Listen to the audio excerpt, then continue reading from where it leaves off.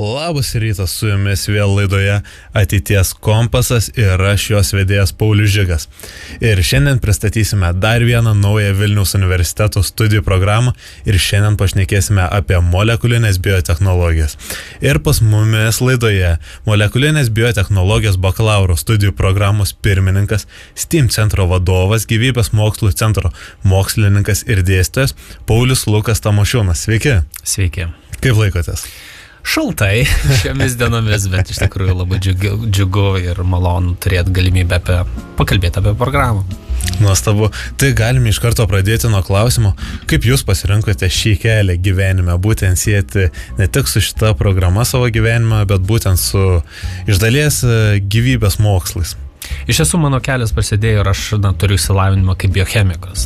Biochemija ilgą laiką Lietuvoje, žinant tai, kad mes esame biotechnologijų, biochemijos šalis, buvo viena iš tų prestižinių programų ir iš tiesų dar 9 klasėje žinojau, kad būsiu arba biologas, arba kažkas toje srityje. Ir aš paskui sekė olimpiadiniai judėjimai ir aš jau 11 klasėje žinojau, kad studijuosiu Vilniaus universitete ir tikriausiai bus biochemija. Tai buvo labai pakankamai lengvas sprendimas, tik tai vėliau, kai jau baigdamas doktorantūrą ir po doktorantūriniai stažuotėjai, kur vyko Latvijoje, man tiesiog pasiūlė prisijungti prie šitos programos komandos ir tikrai mačiau poreikį būtent tokio profilio programos, nes ir mano doktorantūra buvo iš esmės ne biocheminė, bet biotechnologinė, tai yra kurti tam tikrus įrankius, tam tikras technologijas biomoksluose. Tai buvo gyvenimo, kaip sakant, linija, į kurią tikrai ir nukrypau. Aš dar esu girdėjęs pasakymą, kad Lietuva yra lazerių technologijų šalis, bet taip pat yra visos biotechnologijos. Tai ar jos paraleliai eina, ar kažkaip viena populiaresnė būna, tada kitas sritis populiaresnė būna? Kaip dažnai? Kas Lietuvoje tada aukščiau yra? Iš tiesų, aukščiau. Tai yra lygiagretūs dalykai ir aš man atrodo tiesiog istoriškai susiklosti.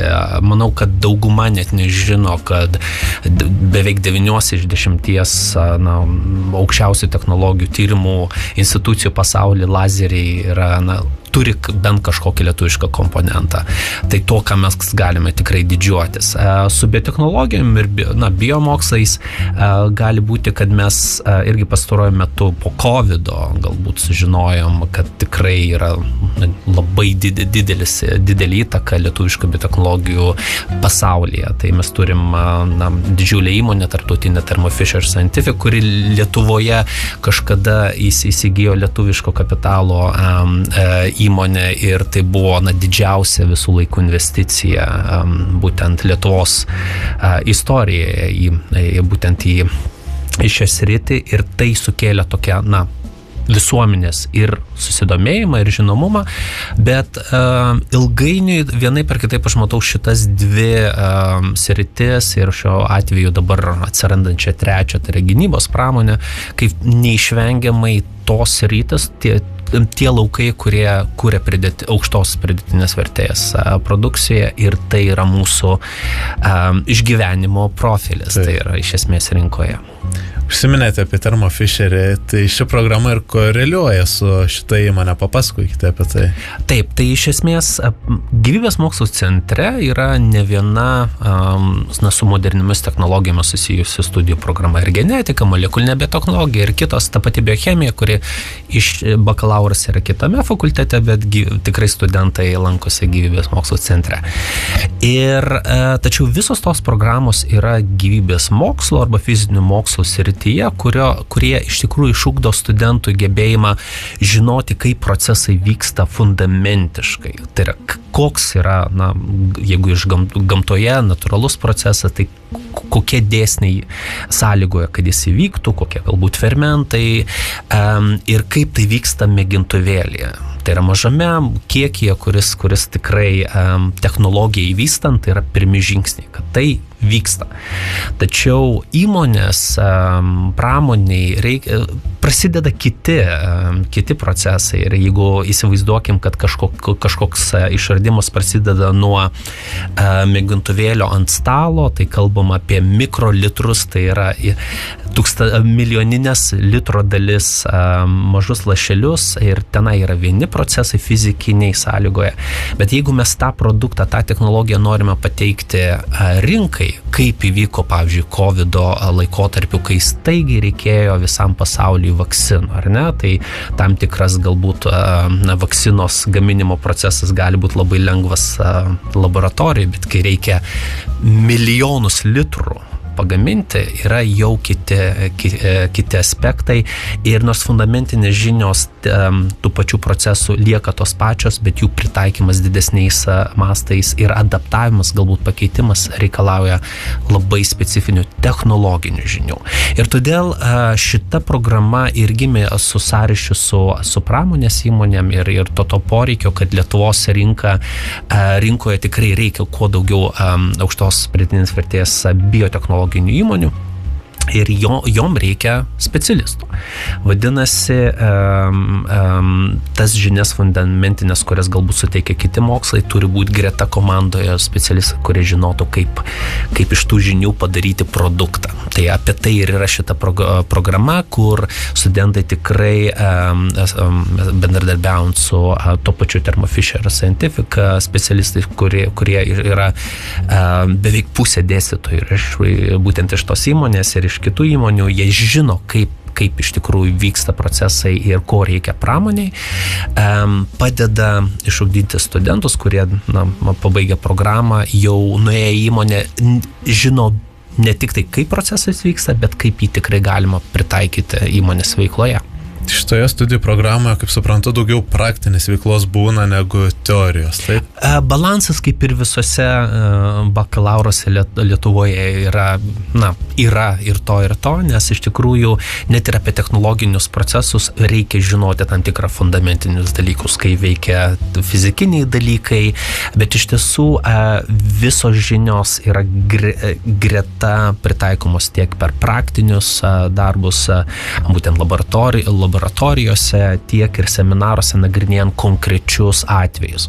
Nes biotechnologijos yra tiek sparčiai besivystantis mokslas, kad bet kurie, iš esmės dabar net ir rinkoje atsirandantis produktai paremti, prieš 5 metus galbūt atrastais dėsniais ir jie labai greitai pritaikomi. Tai viskas vyksta nagrinėjama tam tikrų galbūt ir straipsnių, atrodytų teoriniai dalykai, bet kaip jie buvo pritaikyti ir kaip tai veikia praktiškai iš karto ta sąsaja yra pritaikoma. Kas džiugu šitoje programoje, tai kaip ir bet kuri ir kita gyvybės mokslo centro programa tikrai daug yra praktinės veiklos, tai yra laboratorinių darbų. Ir čia iš karto noriu pasakyti visiems svarstantiems, kur studijuoti biomokslus ar Lietuvoje ar užsienyje. Visiems aš nuoširdžiai rekomenduoju pradėti studijų kelią Lietuvoje, net ir tai, žinant tai, kad bakalauras Lietuvoje yra 4 metų. Labai daug ką vilioja 3 metai greitesnės studijos užsienyje, bet kur yra tie 4 metai. Labai didelė dalis studentų pas mus Vilniaus universitete, būtent gyvybės mokslų srityje ir biotechnologijose, praleidžia beveik metus laboratorijoje. Tai yra įgyja tos praktinius įgūdžius, kurių pažiūrėjus užsienio būtent studijų programų galimybėse, mano bakalaurinis buvo 2 savaitės ar maksimum 2 mėnesiai kažkokioje laboratorijoje. Tos galimybės praktiškai prisiliesti prie realaus darbo, koks jis bus, ir tada daryti sprendimų, koks kelias bus magistrantūroje. Ar krypti gilintis labiau į tą būtent biotechnologinį, ar krypti galbūt į būtent tų biotechnologinių procesų verslo, būtent galbūt vadybinius aspektus. Tai Pašnekėkime tada iš karto apie laboratoriją. Taip užsiminėte, kad jos yra daug. Kokie būna darbai laboratorijose, nes iš kitų gyvybės mokslo centro programų girdėjau, kad būna ir tie šlapi vadinami su skysčiais ir kur reikia labiau dokumentuoti. Kaip yra šitoje studijų programoje? Labai panašiai, tik tai taip, iš tikrųjų pirmose kursuose vis tiek reikia suprasti ir įgyti tos bazinius gebėjimus. Tų pačių tirpalų gaminimas, kur atrodytų galbūt tai daryta mokyklose, bet vėlgi mūsų programoje galima stoti turint galbūt vieną, nes taip yra iš tikrųjų yra dabar ugdymo sistemoje, kad ne visi įstoję į mūsų programą turėjo ir biologiją, ir chemiją, ir fiziką, visų šitų 3 mokslų žinių tam tikro lygio reikės. Bet aš kartu noriu pasakyti, nereikia išsigąsti, nes papildomos reikalingos žinios yra papildomos pirmose kursuose, kur ir tie baziniai metodai, jie yra praktiškai supažindinami. Tai pirmi 2 metai yra tokio supažindinimo, kas vyksta, ir tie praktiniai darbai yra labai galbūt ir paprasti, bet jie paduoda pagrindus.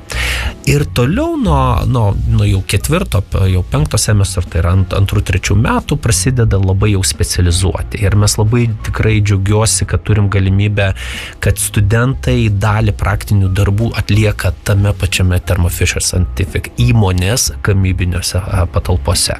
Tai yra, turim išskirtinę galimybę, kada dėstytojai, kurie dirba toje įmonėje, nusiveda būsimus, galbūt ir darbuotojus. Ir tenai vyksta praktiniai darbai su įranga, kuri kainuoja jau net ne 1 ir ne 11 milijonų eurų. Tikrai net ir tie laboratoriniai darbai, kurie vyksta, tarkim, gryninimo technologijos, tai yra laboratoriniai darbai, kurių tikslas yra, kaip išgryninti kažkokį baltymą iš biomasės, ar ne?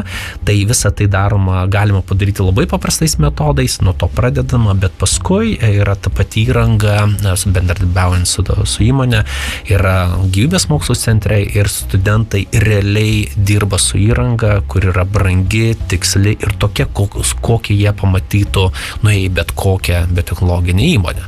Tai mes nesimuliuojam, kas būtų, bet iš tikrųjų jie turi galimybę prisiliesti prie tos įrangos.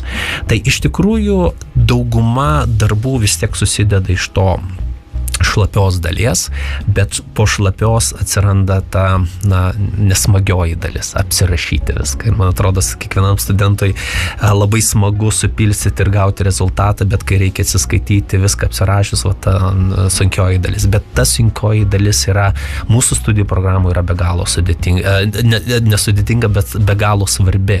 Ir mes turim net ir papildomą kursą, kurį irgi turime dėstančius praktikus, būtent procesų standartizavimą ir dokumentavimą. Tai yra tiesiog, kad reikia suprasti, kad tai, kas vyksta namie, tai mes galim nedokumentuoti. Tai, kas vyksta laboratorijoje, galima kūrybiškai mokslininkai randa įvairių būdų dokumentuoti, bet tai nėra tiek griežta.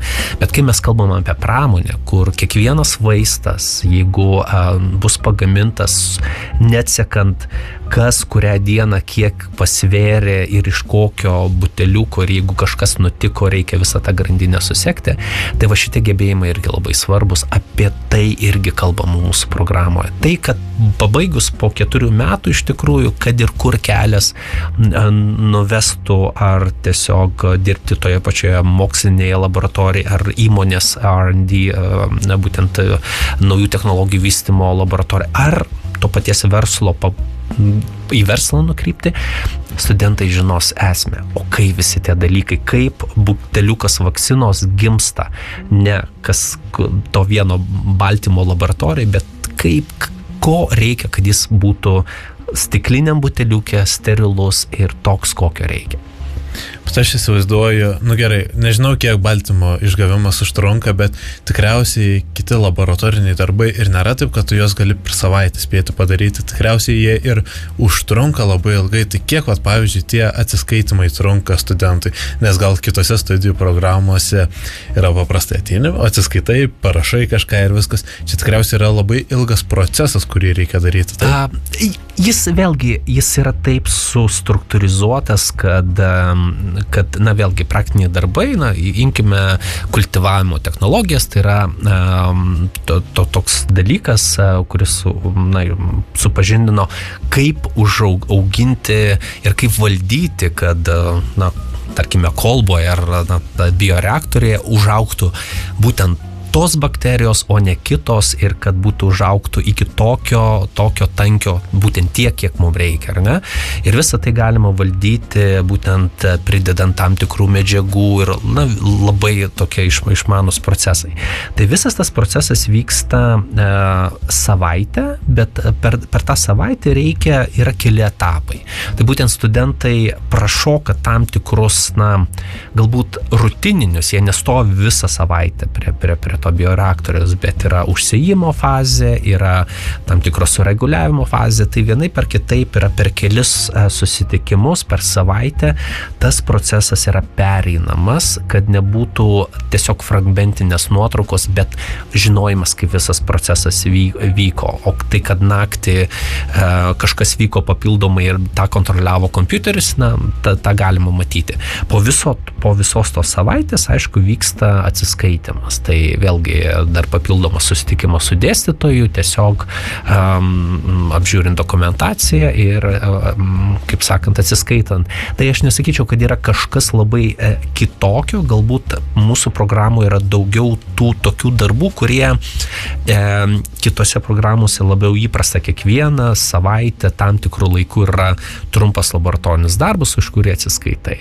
Pas mus yra daugiau tokių testinių ir kurie veda į tam tikrą rezultatą baigtinį, kurie nėra fragmentiniai. Tai, bet ir to, kiek žinau, daugėja ir kitose studijų programuose, nes viskas svarbu kalbėti apie prasmę, būtent, o kodėl visa tai vyksta.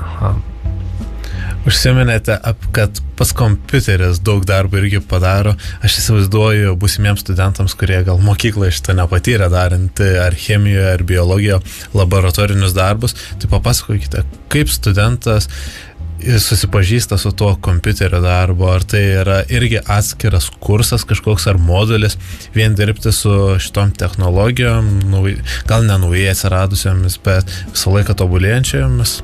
Iš tiesų kompiuterių pilna mūsų aplinkoje. Tai aš išskirčiau į kelias sritis, kur kompiuterinės technologijos ir kompiuterinis raštingumas svarbus būtent šioje programoje. Žinoma, yra baziniai dalykai, tai yra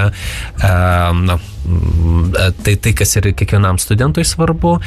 Kita dalis yra su įranga susijusi valdymo programos. Tai jos natūraliai ateina tada, kai yra reikalas valdyti tam tikrą, tarkim, chromatografą ar bioreaktorių. Tai vėlgi žinant, kad reikia nustatyti tam tikrą koncentraciją, kad tie interfejsai yra pakankamai paprasti ir, bet aišku, gerai žinoti, kad yra tokios galimybės, kad tau ne pačiam reikia įpilti kažkokią mililitrą į tą bioreaktorių, o reikia įvesti tam tikrą reikšmę, bet reikia irgi žinoti, kur. Bet čia per praktiką ateina. Kitas dalykas, neatsiejama biotechnologijų dalis šiais laikais yra dideli duomenys ir naujos technologijos, kurios vadinasi ominės technologijos, tai yra genomai, proteomika ir kitos technologijos, kurios leidžia į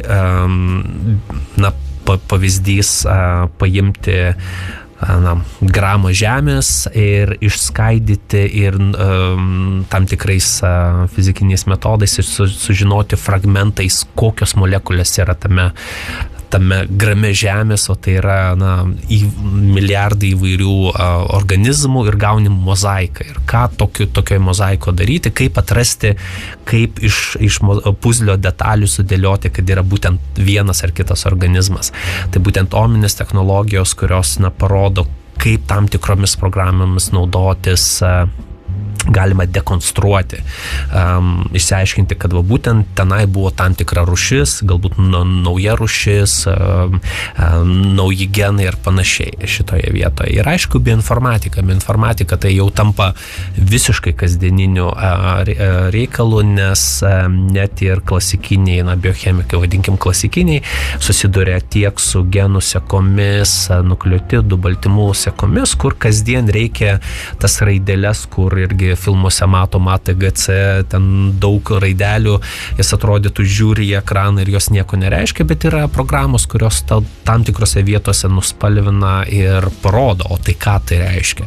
Tai yra visiškai kaip papildoma kalba, tai tikrai studentai turi specializuotą kursą bioinformatiką, kur tikrai išmoksta tos papildomos kalbos. Tai kaip susikalbėti su dideliais duomenimis, būtent bioinformatikos pagalba. Tai nėra kažkokio labai tokio poreikio galbūt programavimo, nors mes irgi turim galimybę, studentai gali pasirinkti jau tada ne iš pagrindinio bloko, bet kaip žinia, šioje programoje taip pat yra 60 kreditų individualiųjų studijų, kur mes rekomenduojam tam tikras pasirinkimus, kurie susiję, ir yra programavimo pradmenis, kurie neturi, nes programavimo iš tikrųjų toje pačioje bioinformatikoje gali prireikti ominėse technologijose ar bet kur, netgi ir dirbant su aparatūra laboratorijai,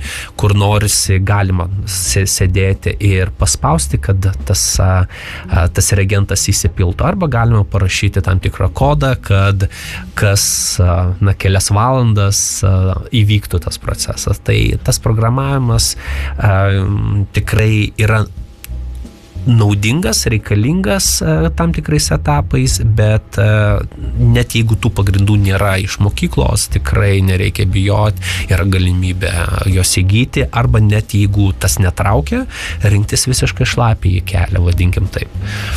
O tai dar reikia to kruopštumo studentams po vieną lašelį įpilti, vieną mišinį, ir viską kompiuteris padaro? Kruopštumo visada reikia, nes net ir kompiuterį nepastebint, kad kablelis yra ne toje vietoje, bus blogai. Šitoje vietoje kruopštumas visada yra reikalingas. Ir galbūt ne kiek kruopštumas, kiek atsakingumas, nes pramonėje be galo svarbi atsakomybė. Tai kad atrodytų darbo valanda baigėsi ir man nesvarbu, kas įvyko, ir tada milijoniniai nuostoliai. Tai čia iš tikrųjų labai svarbu, kad net ir būtent 1 mikrolitras įpiltas tam tikrų laikų yra be galo svarbu.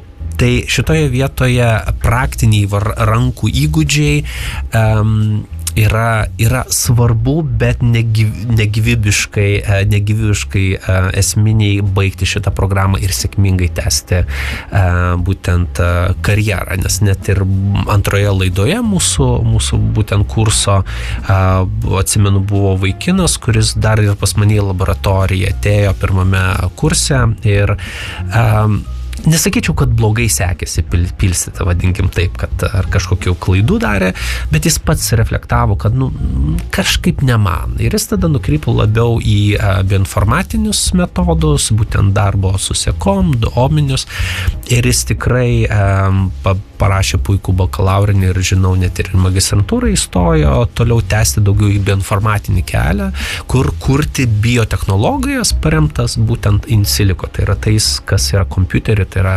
nešlapiaisiais metodais. Visos galimybės yra. Kiek tada matematikos yra šitoje studijų programoje? Ar reiktų būsimiems studentams išsigąsti, ar kaip tik apsidžiaugti, kad čia yra matematikos?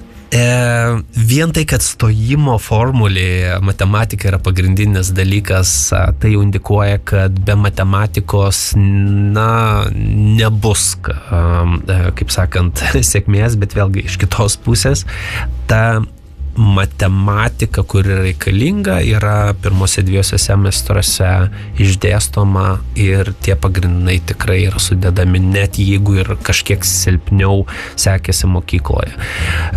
Bet kuriuo atveju aš tikrai būsimiems studentam, bet kuriuo atžvilgiu visada sakau, mokykla yra mokykla, nesvarbu, kas ten sekėsi, svarbiausia žinoti, ką tu gyvenime nori padaryti. Ir Vilniaus universitetas bendrai ir gyvybės mokslų centras tikrai suteikia visas galimybės, jeigu tu nori, tikrai yra visos pagalbos grandis. Tai yra ir studentai vieni kitus mokina, ir žinau iš studento atstovybės formatai, kur tikrai ir tam tikri ir korepetitoriavimo, tam tikri keliai atsiranda.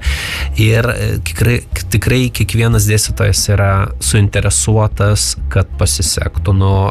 Tikrai praėjo kirvių laikai, vadinkim taip. Iš tikrųjų yra galbūt kirviai tie, kurie vadinkim kirviai tie, kurie mato, kad tikrai reikia sužadinimo momento. Ir studentam irgi norėčiau pasakyti, kad nėra norinčių, kad nepasisektų. Yra du būdai žmogus suaktyvinti, kad pasisektų. Arba kartoti tą patį, kad reikia, kad susimtum, arba žadintuvo, tam tikros streso. Tai tie stresai kartais yra veiksmingi. Tai ką aš noriu pasakyti, kad net jeigu ir matematikos tam tikros labai gerai nesisekė, tai viskas yra tvarkoj, pagrindai yra suteikiami ir jie yra gilinami, pritaikomi. Ta matematika yra tokio pritaikomo varianto, bet jos tikrai reikės, nes visi technologiniai procesai vis tiek remiasi matematika. Tai vienas iš tokių aiškių linijų. O kokie tada būna atsiskaitimai šitoje studijų programoje? Būna laboratoriniai darbai, kurie, kaip jau ir apkalbėjome, kurie tęsiasi kurį laiką, tada, kaip suprantu, testiniai būna, bet ar jie būna semestro pabaigoje, ar būna kaupiamas variantas? Absoliučiai didžioji dalis vis tiek dalykų remiasi kaupiamuoju balu. Ir tą kaupiamuoju balą sudaro labai skirtingos dedamosios. Jeigu kurse yra standartinis formatas, susideda iš 3 dalių. Tai yra tos paskaitos, yra seminarai arba pratybos, jeigu yra daugiau tokio skaičiavimo, modeliavimo, tai yra pratybose. Ir tada laboratoriniai darbai. Tai visos šitos 3 dedamosios ir sueina į galutinį balą. Ir beveik visose dalykuose yra ta bendra formulė, kad jeigu tu atsiskaitai ir dalyvavai ir prasmingai dalyvavai laboratoriniuose darbuose, jeigu per pratybas tikrai dalyvavai, atsiskaitai iš pratybų dalis, tu jau tą dalyką atsiskaitai. Ir ta teorinė dalis, kuri yra vėlgi priklauso nuo dalyko ir dėstytojo pasirinkimo, ar tai yra uždaro tipo klausimai, arba dabar vis tiek grįžta reikiamybė tam tikro atviro tipo klausimų, kurie tikrai patikrina, ar tikrai mąstymas yra tenai. Tai egzaminų dalis ir jau nėra, kaip sakant, 70%, galbūt tai yra 40% galutinio įvertinimo. Tai reiškia, kad vis tiek didžioji dalis dalykų remiasi kaupiamuoju balu, kur jeigu per semestrą dirbai ir nepalikai visko egzaminų sesijai, tada viskas bus gerai. O kaip atrodo seminarai patys?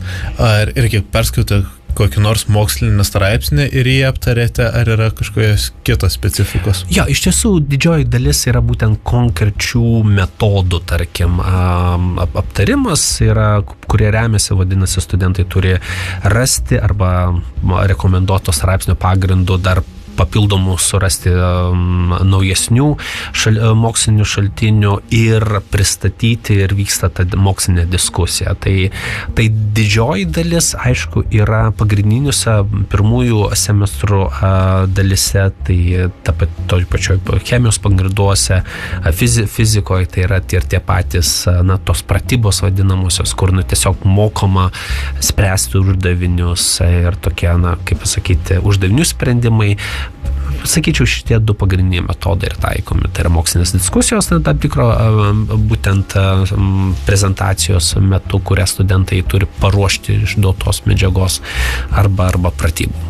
Prezentacijos taip kiekvieną savaitę būna, ar kaip? Kas kiek laiko yra rengiamos? Labai įvairiai nuo krūvio, tai yra kiekvienam semestre tam tikras skiriasi būtent tų prezentacijų krūviai, bet mes pamatėm vieną dalyką, kur tikrai prezentacijų nebus per daug, nes visa programa baigėsi vis tiek baigiamojo darbo pristatymu. Ir iš tiesų darbo pristatymas yra mokslinė komunikacija. Ir mes netgi specialiai turime 7 semestre specialų dalyką, tai yra mokslinė komunikacija, kur labai aiškiai ir nuosekliai yra būtent sudedami akcentai, kaip parašyti straipsnį, kaip padaryti gerą mokslinę prezentaciją, kurios tau reikės tiek galbūt mokslinėse būtent konferencijose, bet tiek ir dirbant darbo kolektyve. Jeigu nori idėją iškomunikuoti, ji turi būti tam tikra teisingai iškomunikuota.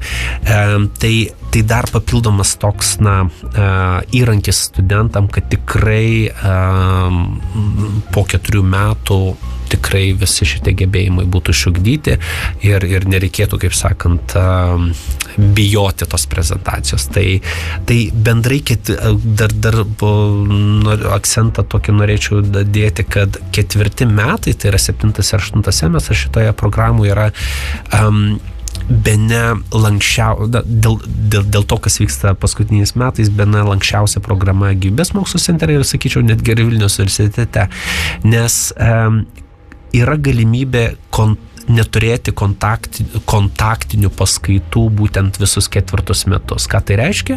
Kad yra galimybė tiesiog ar per Erasmus praktiką ar kitais formatais susiradus tiek praktiką, kuri vyksta 7 semestre, tiek baigiamojo darbo, kuris 8 semestre, tai vadinasi visi 4 metai, yra galimybė išvažiuoti į užsienį ir daryti baigiamąjį darbą tenai ir jau galbūt dirbti kitoj įmonėje. Ir mes turėjom to pirmoje kartoje tokį atvejį. Netgi kitas variantas, mes turėjom tokį atvejį, kad studijų programa buvo baigta per 3 metus, nes aktyviai įsitraukus į tyrimus ankstyvose kursuose, jau po 1 kurso, ir tai, kas yra bendra universiteto strategija skatinti studentus įsitraukti mokslinius tyrimus kuo anksčiau. Pirmoje laidoje buvo vaikinas, kuris šiuo metu dabar jau doktorantūrą baiginėja TH Šveicarijoje. Baigiamąjį darbą pasidarė per vasaras ir tada paskutinius metus susiintensyvino ir baigė mūsų programą per 3 metus. Ir tai tas mechanizmas, tas lankstumas ir yra, manau, viena iš patrauklių bruožų mūsų programos, kad išmokus pagrindus ir intensyviai tikrai dedikuojant ar atostogų laikotarpį, būtent kada yra prasmingiausias darbas laboratorijose, nes reikia suprasti, kad ta praktika ji tikrai labai daug priklauso nuo paties studento. Kur, kokia kryptis, tai studentai turi skatinami patys susirasti konkrečią vietą. Mes, aišku, jam padedam nukreipti, bet tai yra kartoja nuo to, kas ir bus darbo rinkoje. Darbą susirasim kiekvienas pats. Tai iš tikrųjų kol kas viskas puikiai sekasi visiems studentam, praktikos vietos visiems yra užtikrinamos ir toks patrauklumas 4 metų, man atrodo, dar viena motivacija labai savarankiškiams žmonėms stoti į šitą programą, nes tu tikrai pagalvojus, o gal aš noriu išbandyti save užsienyje. Tai, kaip ir minėjau, tai buvo tokie, kurie galbūt ir semestrų išvažiuoja ir tada pasilieka 4 metam per kitus formatus su pasirinktoje laboratorijoje pabaigti programą. Užsiminėte, daug pašnekėjote apie praktiką, tai pradžiai pašnekėkime apie lietuvišką. Kokia ta praktika turi būti? Ar studentas turi susigalvoti būtent kokį darbą laboratorijoje nori atlikti ir tada ieškotis laboratorijos, ar eina tiesiai į įmonę ir ta įmonė paskiria jam, ką jis turės atlikti praktikos metu, kaip tai atrodo?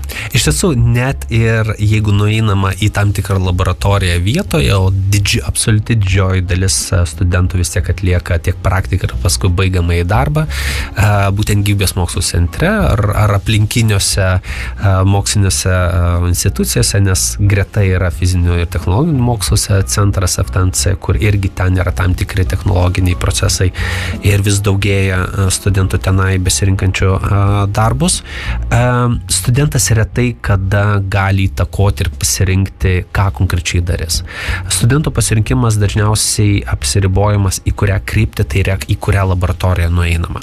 Ir čia specialiai turime dar net ir papildomą sesiją su studentais, kur aš ir pats aiškinu, tai kaip susirasti laboratoriją, nes labai svarbus tas žodis susirasti. Tai yra tas sprendimas, kurį tu tikslingai, kam pirmam rašai ir kaip save koks motyvacinis laiškas arba motyvaciniai argumentai. Tai pagrindinai ta pasirinkimo laisvė realiai ir vyksta pagal tai, į kurią kryptį tu nukeliausi, ar pirmiausias sprendimas, ar tu rinksies mokslinę laboratoriją, ar tu rinksies įmonę. Svarbu pažymėti, kad vis didėja dalis studentų, kurie dėl kontakto su Thermo Fisherio darbuotojais, nes jie yra dėstytojai, jau gana ankstyvame studijų laikotarpyje gauna pasitikėjimą tų dėstytojų ir nukeliauja būtent praktiką ir praktiniai, ir baigiamąjį darbui atlikti būtent įmonėje, Thermo Fisheryje, arba net ir turim porą atvejų ir kitose įmonėse. Bet būtent tas pasirinkimas, kur nukeliaujama, tada vis tiek reikia suprasti, kad jau įmonė ar laboratorija suteiks tam tikrą kryptį. Ir čia šitoje vietoje studentas arba gali sutikti, arba nesutikti, ir tada vėl kelias prasideda. Nes šitoje studijų programoje yra tai, kad bet koks eksperimentas kainuoja ne vieną ir ne kelis šimtus eurų. Tai yra susiję tikrai su dideliais finansiniais kaštais, kurių studentai nepatiria, bet patiria priimanti laboratoriją. Bet aišku, į laboratoriją be galo investuoja į tą ateinantį žmogų taip pat, nes tai yra faktas, kad tai galimai būsimas ar būsima kolegas ar kolegė. Tai natūralu, kad tas simbiozė, kaip sakant, bendradarbiavimas yra be galo svarbus. Ir motyvuoto studento, kuriuos mes labai skatinam kuo anksčiau nelaukti tos formalios praktikos, kuri yra 7 semestre.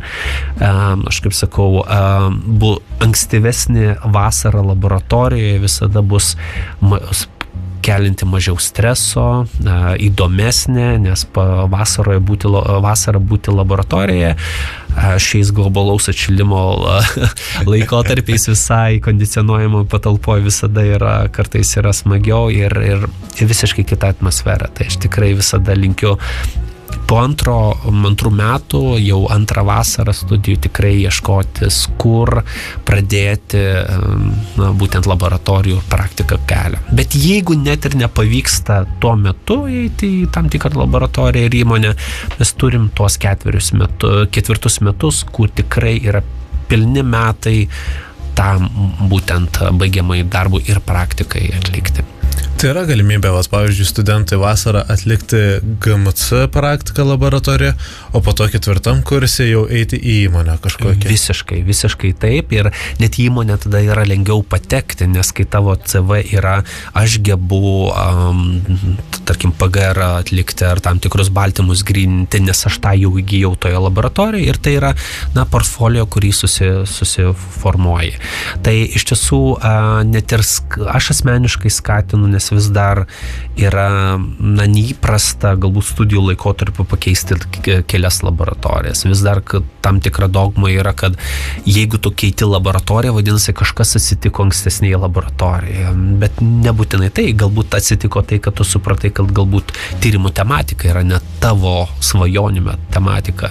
Tai viskas yra visiškai suprantama šiais laikais vis dažniau, ir įgijus tam tikrų gebėjimų portfolio, tai yra žinoti tam tikrus metodus, jau tikrai yra lengviau patekti į įmonę, kur jau tada tavo įmonė nėra suinteresuota mokinti tų pačių labai praktinių dalykų nuo nulio. Yra tam tikras lūkestis iš studijų programos, tai yra kas vyksta per laboratorinius darbus. Žinoma, tie baziniai dalykai yra suteikiami tenai, tačiau vėlgi, kaip vyksta su kitu aparatu konkrečioje vietoje, vis tiek reikia to papildomo mokinimo, ir kai jo reikia daugiau negu įprasta, taip įmonės irgi skaičiuoja, tai natūralu. Bet aš manau, VUGMC neatsilieka su technologijom turimom savo laboratorijos. Vienareikšmiškai, vien tai, kad gyvybės mokslų centre yra 3 institutai, taip pat ir 4 yra Europos molekulinės biologijos laboratorijos partnerinis institutas. Greta visiškai šiuo metu kyla chemijos naujas visiškai fakultetas, kurio vienas aukštas bus būtent dedikuotas molekulinės biologijos laboratorijom, kur tikrai nors ir skamba mūsų molekulinė biotechnologija, bet reikia suprasti, kad iš tikrųjų vienoje laboratorijoje dirba ir chemikai, ir genetikai, ir biotechnologai. Tai tų galimybių saulėtekį vien Vilniaus universiteto infrastruktūroje tikrai yra gausybė ir dažnai studentai, dėl to didžioji dalis studentų, aš sakyčiau, iki 3/4 ir turi praktikos ir baigiamojo darbo vietas būtent pačiame saulėtekyje. Tai žinoma yra labai patogu logistiškai, nes galbūt tarp studijų, tarkim, paskaitų galima nubėgti, kažką pasidaryti ir grįžti. Tai yra patogu, bet ar jeigu žinai, kad vis tiek yra gyvenimo svajonė dirbti įmonėje, nors ir greta GMC yra inkubatorius, būtent bioįmonių inkubatorius, yra pastatas specialus, kuriame yra startuoliai, gyvybės mokslo kuriasi ir tenai, žinau, irgi yra keletas studentų daro savo darbus, tačiau ta galimybė dirbti, galbūt kažkur pavažiuoti į kitą miesto dalį, o Thermo Fisheris ar kitos įmonės yra arba Visoriuose, arba kitose Vilniaus dalyse, arba, kaip aš sakau, 4 kursas galima keliauti ir toliau. Tai, reikia tiesiog pasverti, kur yra tam tikra rizika, ir tada būsima darbo vieta, nes jeigu praktiką atlikai įmonėje, ir jeigu gerai atlikai, tai žalia šviesa pasilikti toje įmonėje. Taip, o daug pasirenka važiuoti į užsienį atlikti praktiką? Tai kol kas, kadangi mes turim tik tai dar 2 laidas, tai yra pakankamai nauja programa, tai mes turėjom per Erasmusą išvykusių 5, jeigu neklystu, 6 studentai. Praktikai buvo 1 studentė, kuri taip ir liko. Kiti po praktikos grįžta, tai po praktikos po Erasmuso grįžta ir Lietuvoje kažkur buvo baiginėję. Bet mes vis skatinam, kad ta galimybė yra, mes matėm, kad tai yra įmanoma, kad tai yra galima ir viskas puikiai įvyksta, tai čia viskas yra studento pasirinkimai. Pašnekėkime tada šiek tiek apie dirbtinį intelektą. Ar jis kažkaip keičia šitą studijų programą? Kadangi yra nauja, tai gal net jie keičia, kiek yra išnaudojamas dirbtinis intelektas šitose studijų programuose? Ja, aš manau, kad mes kiekvieną savo gyvenimą tikrai imam šitą galimybę ir įrankį labai įvairiom apimtim. Ir iš tikrųjų, ta būtent dirbtinio intelekto naudojimo kaip studijų procese yra tam tikri bendro universitetiniai susitarimai, tai aišku, atsiskaitimai yra tam tikri griežti, bet pačioje biotechnologijoje yra jau žinia, kad daug, tarkim, baltymų struktūrų modeliavimą jau iš tikrųjų tai yra pagrindinis įrankis. Tai vienai per kitaip per dalykus įvairius yra supažindami su įrankiais, kad dirbtinis intelektas yra įrankis tam rutininiam darbe. Ir to, ko anksčiau reikėjo, galbūt ir to paties programavimo ar kitų gebėjimų labai specifiškų, tarkim, nustatyti ir atrasti tam tikras sekas ir palyginimus, dabar tą gali padaryti tam tikri įrankiai naudojantis būtent LLM'us ir kitus metodus. Bet šitoje vietoje sakyčiau, kad tai nėra, įtaka yra tokia, kiek patys dėstytojai geba įdėti pačias naujausias tendencijas. Ir mes visi dėstytojai, kadangi yra praktikai, ne visi, bet didžioji dalis yra praktikai, tai tikrai tos galimybės yra pademonstruojamas, kad ateities kolegos, aš vadinu visus studentus ateities kolegom, būtų sėkmingi savo darbe. Tai yra kursai, kurie supažindina su baziniais, fundamentiniais dalykais, tai ten yra, dirbtinio intelekto naudojimas labiau bus suprantamas kaip sukčiavimas, bet kitose dalykuose tam tikrų užduočių sprendimui būtent dėstytojai neretai ir pasiūlo tam tikrus dabar ateinančius įrankius. Būtent laboratorijoje yra, tarkim, aparatai, robotai patys, kurie pasitelkia dirbtinį intelektą. Taip, tiesiogiai ne, labiau vis tiek šitie modeliai naudojami analizai duomenų.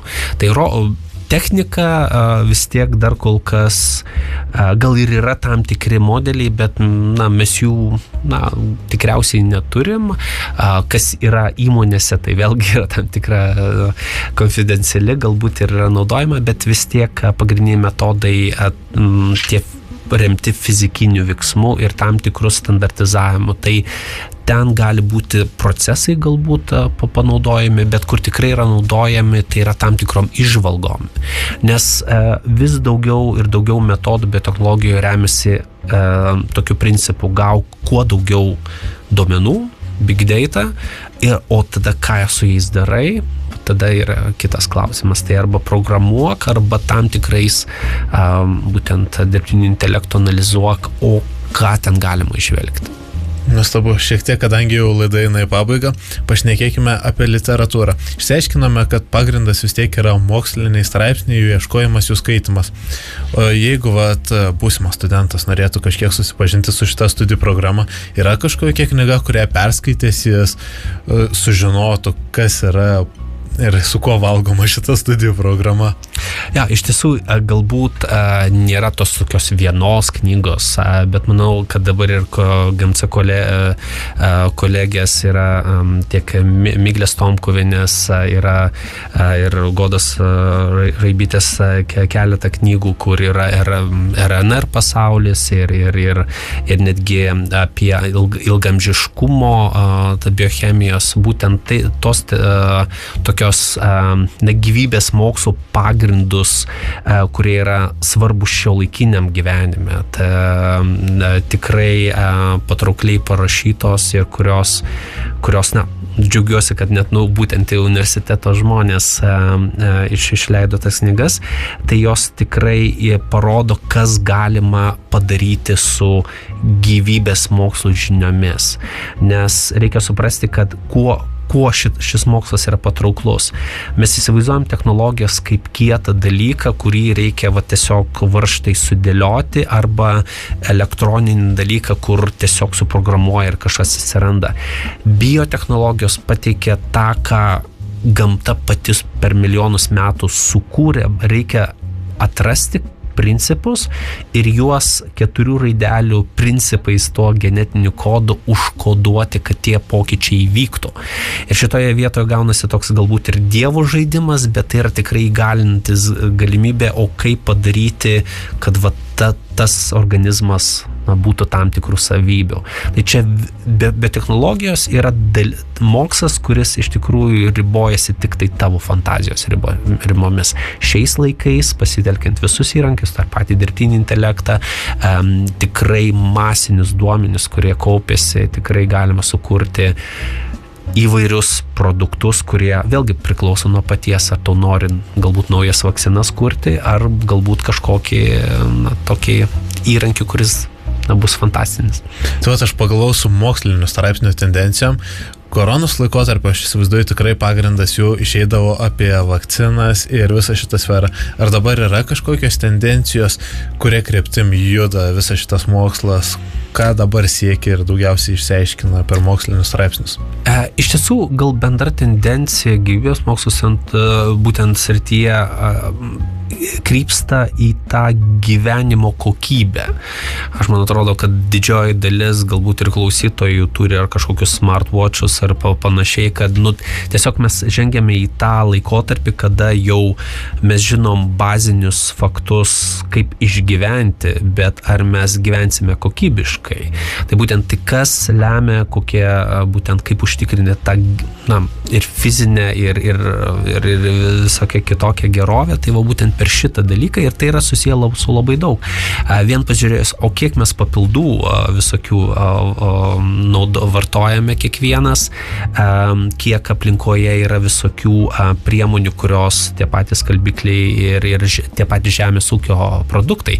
Reikia nepamiršti, kad žemės ūkis yra pati ankstyviausia biotechnologija ir yra galimybė, jeigu tikrai norima spręsti globalaus maisto iššūkius. Lietuvoje yra viena iš įmonių, būtent Nando, kurie kuria biotechnologijas būtent žemės ūkiui, kur iš tikrųjų inovatyvios biotechnologijos, kurios susijęs tuo, kuo purškiami tie patys grūdai, kad jos tai yra ne vien tik tai ta vadinamoji chemija, tai ne vien tik tai kažkokie neorganiniai medžiagos, bet gali būti tam tikros bakterijų kultūros, kurios apsaugo būtent tos grūdus ir panašus dalykai. Tai šitoje vietoje viskas nukreipta į tą saugumą ir gyvenimo kokybę. Manyčiau, kad daugiau ar mažiau tai yra tos kryptis, kurios dabar labai ant bangos.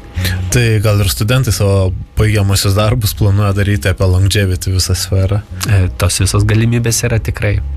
Ir tada jau paskutinis laidos klausimas, jeigu reiktų studentui, nors ne paskutinis, nepaklausiu vieno dalyko, kalbant apie knygas, visada paklausiu kiekvieno pašnekovo knygą, kurie jie patys rekomenduotų paskaityti, gali būti nebūtinai susijusi su studijų programa, apie kurią mes ką tik šnekėjome, tiesiog knyga, kuri padarė įspūdį, viena iš paskutinių, arba tiesiog nuoširdžiai norėtumėte rekomenduoti. Jo, iš tiesų, ir pavadinimas knygos yra Educated, bet autorius aš dabar nebepasakysiu, bet tai yra tikrai New Yorko bestselleris Educated. Tai yra apie gyvenimo iššūkius, kaip iš tikrųjų mormonų šeimoje gimus ir auganti mergina padarė pasirinkimą siekti mokslo ir kiek tai reikėjo ištrūkti iš tam tikros uždaros bendruomenės ir kiek tai kainavo tas gyvenimo pasirinkimas. Knyga daugiau apie tai, kad jeigu tu nusprendi savo tikslo, nepaisant labai sudėtingų galimybių ir aplinkybių, tikrai tas yra įmanoma. Tai tokia, tikrai stipri knyga ir tikrai educated. Gerai, rekomenduojame tada klausytojams. Ir jau tikrai paskutinis laidos klausimas. Jeigu būsimam studentui reikėtų vienu sakiniu pabandyti ne tai, kad įtikinti, bet jeigu jis norėtų stoti šią studijų programą, bet dvejoja, ką jam pasakytumėte? Dvejonės yra gerai, iš tiesų pagalvoti, o kuo aš noriu būti už 5 metų. Ir šita studijų programa pateikia 2 galimybės ir kitaip, gal daugiau negu kitos programos, aš nesakau, kad kitos programos to nesuteikia, tai yra artimesnis kelias dirbti įmonėse, kurti būtent komercializuotus produktus, bet tuo pačiu kaip ir bet kuris studijos Vilniaus universitete suteikia gebėjimą mąstyti ir spręsti už save. Tai tikrai stokit, galbūt net ir į šitą programą tapkit vis tiek universiteto dalimi ir yra tikrai daug mechanizmų studijų metu pereiti kitas studijų programas. Svarbiausia padaryti pasirinkimą, kad aš noriu daugiau, o tą Vilniaus universitetas suteikia. Nuostabu, ačiū Jums labai, ačiū mūsų pašnekovai ir su Jumis, mėly klausytojai, susitiksime kitą savaitę. Viso gero.